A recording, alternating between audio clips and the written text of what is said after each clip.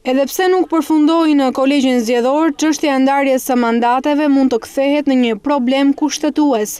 Deputeti socialist Damian Gjiknuri, një herë sekretar për çështje zgjedhore në Partinë Socialiste, në një intervistë për Ora News, deklaron se i vetmi organ që mund të bëjë shpërndarjen e mandateve është Komisioni Qendror i Zgjedhjeve. Në asnjë rast, sipas tij, nuk mund të mbetet në fuqi ndarja e mandateve të 2009-s.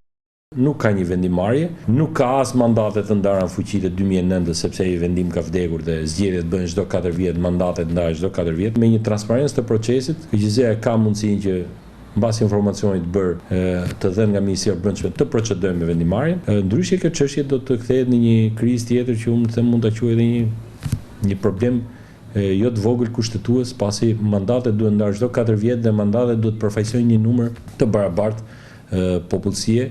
Por deputetin socialist, politika duhet marrë seriozisht shqetësimin e ambasadorit amerikan Alexander Arvizu se vendimet e deri tanishme të KQZ-s nuk janë një augur i mirë për zgjedhjet e 2013-s.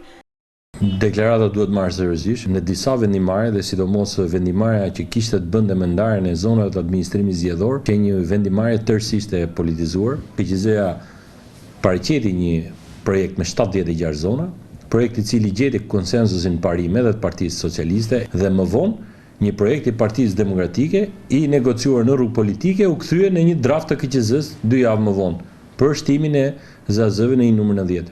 Data 7 mars është afati i fundit kur Kuvendi i Shqipërisë duhet të shprehet për ndarjen e mandateve, por për këtë më herët duhet të ketë një vendimarrje nga Komisioni Qendror i Zgjedhjeve.